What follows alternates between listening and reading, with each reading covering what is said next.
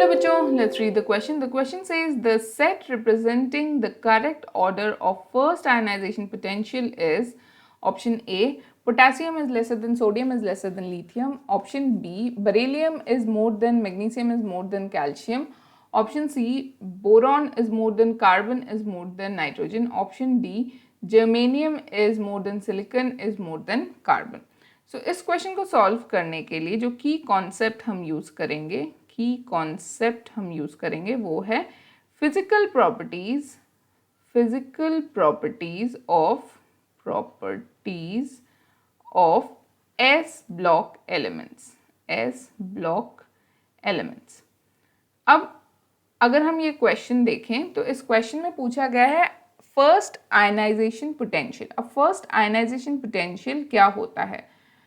First ionization potential. So first ionization potential होता है the energy needed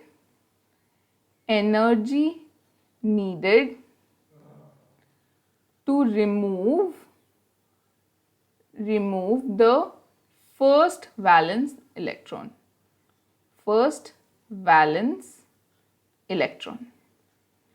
So हमारा जो फर्स्ट वैलेंस इलेक्ट्रॉन है उसको रिमूव करने के लिए जो एनर्जी हमें चाहिए होगा उसे कहा जाता है फर्स्ट आयनाइजेशन एनर्जी।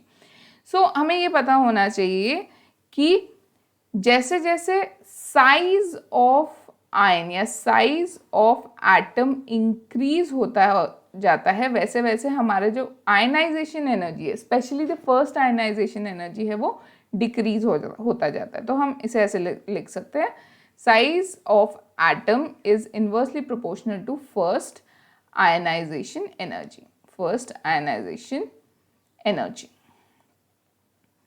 So हमें सबसे पहले एक ये पॉइंट याद रखना है और दूसरा पॉइंट है इन आवर पीरियोडिक टेबल जैसे जैसे हम किसी भी ग्रुप को ऊपर से लेके नीचे तक एनालाइज करते हैं या when we go down the group, ऊपर से नीचे जाते हैं, तो हमारा साइज जो है वो इंक्रीज करता है। Size of atom increases. ये इंक्रीज क्यों होता है? ये इंक्रीज होता है क्योंकि हर एक एलिमेंट में जैसे जैसे हम नीचे जाते हैं तो हर एक कंसेक्यूटिव एलिमेंट में एक एक नया शेल जो है वो ऐड होता रहता है।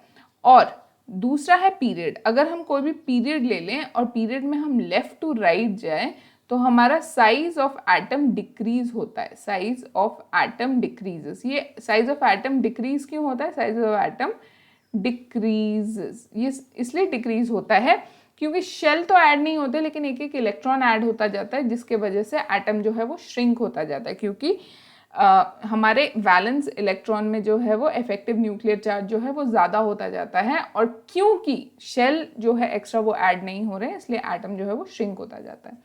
तो ये दो पॉइंट जो है ये हमें याद रखना है। हमारा फर्स्ट पॉइंट ये है कि size of atom is inversely proportional to the first ionization energy, और सेकंड पॉइंट ये है कि जैसे ही हम ग्रुप में नीचे जाते हैं वैसे हमारा साइज ऑफ एटम इंक्रीज होता है और एक पीरियड में left to right size of atom decrease होता है। तो अब इस नॉलेज के साथ हम हमारा जो फर्स्ट ऑप्शन है उसको एनालाइज करते हैं। तो फर्स्ट ऑप्शन में हमें ये दिया गया है कि पोटेशियम जो है उसका आयनाइजेशन, फर्स्ट आयनाइजेशन एनर्जी वो कम होता है सोडियम से और सोडियम का कम होता है लिथियम से। तो अगर हम देखें तो लिथियम जो है वो फर्स्ट ग्रुप में लिथियम सबसे ऊपर आता है, सोडियम उसके बाद आता है, उसके बाद पोटेशियम आता है।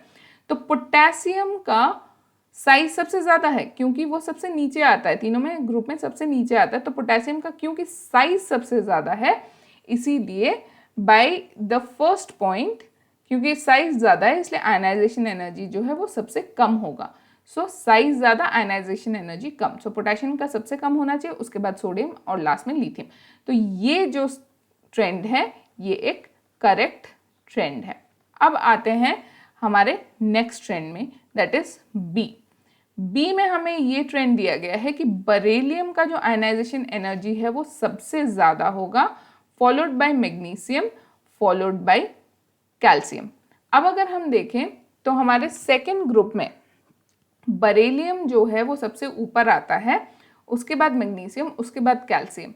इसका मतलब बेरिलियम जो है वो सबसे छोटा होगा, सबसे स्मॉलेस्ट जो है वो बेरिलियम होगा। And by the first point size of atom जो है अगर बहुत छोटा है तो आयनाइजेशन एनर्जी बहुत ज़्यादा होगा। तो इसका मतलब ये है कि बेरिलियम का आयनाइजेशन एनर्जी सबसे ज़्यादा होना चाहिए, फिर मैग्नीशियम, फिर कैल्शियम। तो ये एक करेक्ट स्टेटमेंट है। नेक्स्ट आते हैं हमारे नेक्स्ट ट्रेंड पे, that is trend C. Trend C ये स्टेट कर रहा है कि बोरॉन जो है उसकी आयनाइजेशन एनर्जी सबसे ज़्यादा है, फर्स्ट आयनाइजेशन एनर्जी, फिर आता है कार्बन एंड एट लास्ट आता है नाइट्रोजन। तो बोरॉन, कार्बन और नाइट्रोजन सेकेंड पीरियड में आते हैं। तो यहाँ है बोरॉन, कार्बन और नाइट्रोजन। और हमें पता है जो लेफ्ट में होता है उसका साइज जो है ज़्यादा होता है और जो राइट में होता है उसका साइज सबसे कम होता है। तो नाइट्रोजन जो है वो सबसे स्मॉल है और बोरॉन जो है वो लार्ज है आउट ऑफ दीज थ्री। तो क्योंकि बोरॉन लार्ज है, क्योंकि बोरॉन का साइज ज़्यादा है, इसलिए इसका आयनाइजेशन एनर्जी भी सबसे कम होना चाहिए। लेकिन यहाँ ट्रेंड जो है ये उल्टा दिखाया है, इसलिए ये एक इनकरेक्ट ट्रेंड है। एंड एट लास्ट आते हैं हमारे ट्रेंड डी पे। ट्रेंड डी हमें ये कहता है कि जर्मेनियम जो है वो उसका आयनाइजेशन, फर्स्ट आयनाइजेशन एनर्जी सबसे ज़्यादा है, फिर आता है सिलिकॉन एंड लास्ट में आता है कार्बन।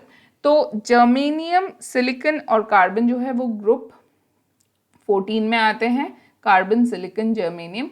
जैसा कि हम देख सकते हैं कार्बन सबसे ऊपर है तो वो सबसे छोटा होना चाहिए, जर्मेनियम सबसे बड़ा होना चाहिए। क्योंकि जर्मेनियम सबसे बड़ा है तो इसका आयनाइजेशन एनर्जी सबसे कम होना चाहिए, और क्योंकि कार्बन सबसे छोटा है इसलिए इसका आयनाइजेशन एनर्जी सबसे ज़्यादा होना चाहिए, जबकि ट्रेंड उल्टा दिखा रहा है। सो ये भी एक इनकरेक्ट ट्रेंड है। इसका मतलब the final answer is option A and option B are correct trend. Hope you understood well. Best of luck.